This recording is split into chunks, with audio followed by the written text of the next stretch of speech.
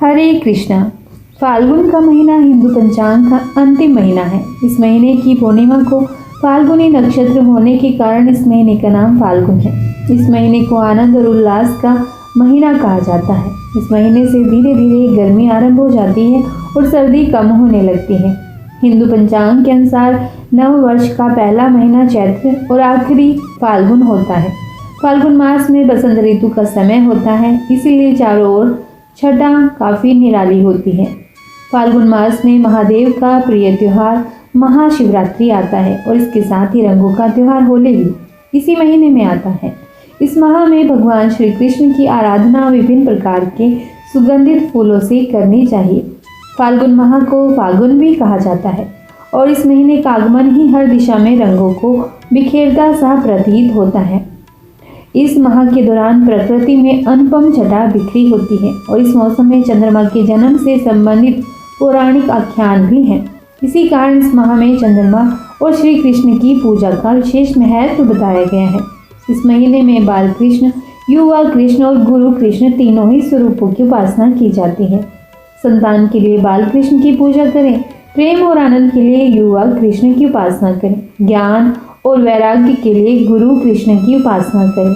इस माह के दौरान भगवान शिव, भगवान विष्णु एवं चंद्रदेव की पूजा का महत्व बताया गया है। फाल्गुन माह के दौरान देवी लक्ष्मी और माता सीता की पूजा का भी विधान। इस माह के दौरान प्रकृति का एक अलग रूप दृष्टि में आता है। इसी समय पर भक्ति के साथ शक्ति की आराधना भी होती है। फाल्गुन माह भी अन्य माह की भांति ही ज्योतिष, धार्मिक और वैज्ञानिक दृष्टि से महत्व रखता है। भगवान शिव को चंद्र का देवता माना गया है। शिव शंकर ने अपने सिर पर धारण किया हुआ था।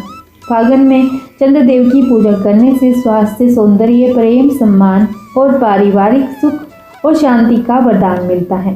चंद्रमा मन के कारक हैं। कुंडली में अगर चंद्रमा प्रतिकूल प्रभाव दे रहे हैं तो व्यक्ति मानसिक तनाव से घिर रहता है और अक्सर माँ की सेहत को लेकर भी चिंतित होता है।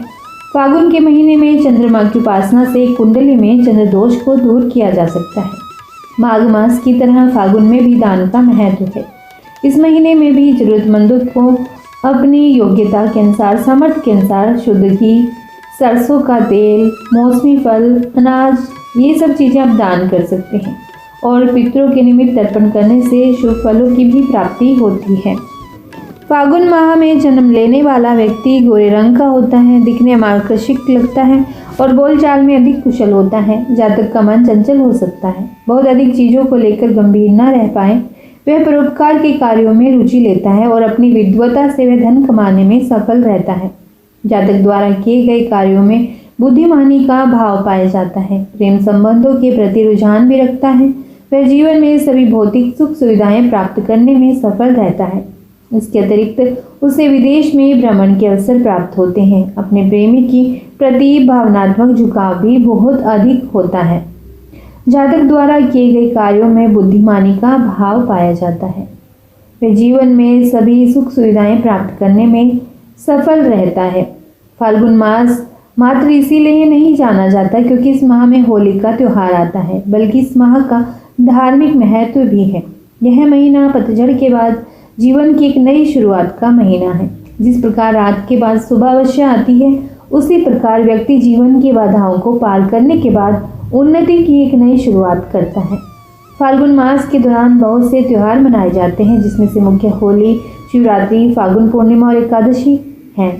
इस मास में आने वाली एकादशी विजया एकादशी कहलाती है और इस समय के दौरान होलाष्टक लग जाता है। यह 8 दिनों का समय होता है जिसमें सभी शुभ काम रुक जाते हैं। इस समय पर विवाह इत्यादि कार्य नहीं होते।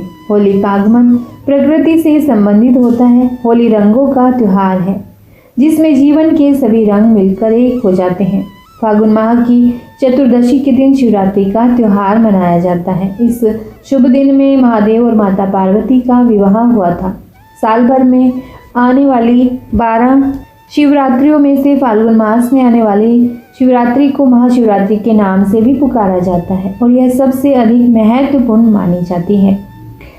आइए सुनते हैं फाल्गुन मास की कथा। सतयुग की बात है, तब एक धर्मात्मा राजा का राज्य था। वह राजा बड़ा धर्मात्मा था। उसके राज्य में एक ब्राह्मण था, उसका नाम था विष्णु शर्मा। विष्णु शर्मा के 7 पुत्र थे। वे सातों अलग अलग रहते थे। विष्णु शर्मा की जब वृद्धावस्था आ गई तो उसने सब बहुओं से कहा कि तुम सब गणेश का व्रत करो। विष्णु शर्मा स्वयं भी इस व्रत को किया करता था। अब बूढ़ा हो जाने पर यह दायित्व वह बहुओं को सौंपना चाहता था। जब उसने बहुओं से इस व्रत के लिए कहा तो बहुओं को सौंपना चाहता है इस दायित्व को, तब उन्होंने कहा।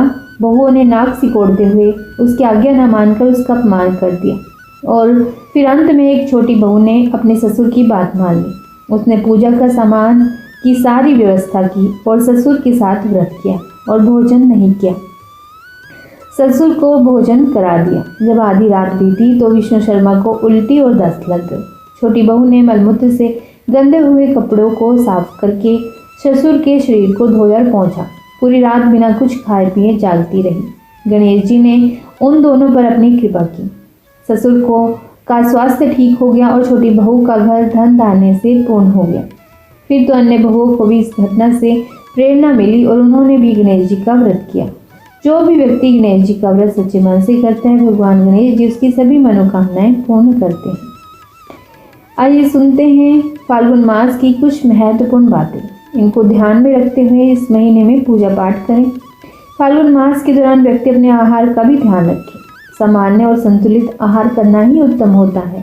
इस मौसम में पानी को गर्म करके स्नान नहीं करना चाहिए। शीतल जल से ही स्नान करना उत्तम होता है। संभव हो सके तो गंगा स्नान का लाभ अवश्य उठाएं। भोजन में अनाज का प्रयोग कम करें। अधिक से अधिक फल खाएं। अपनी साफ सफाई और रहन सहन को लेकर भी सौम्यता और शालीनता बरतें।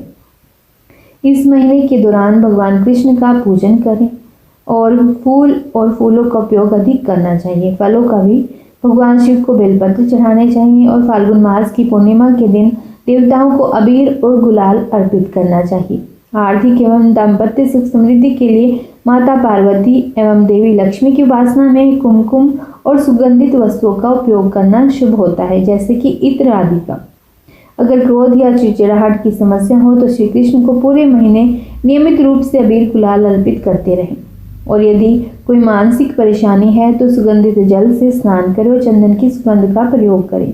अगर आपका स्वास्थ्य ठीक नहीं रहता तो शिव जी को पूरे महीने सफ़ेद चंदन आप अर्पित कर सकते हैं।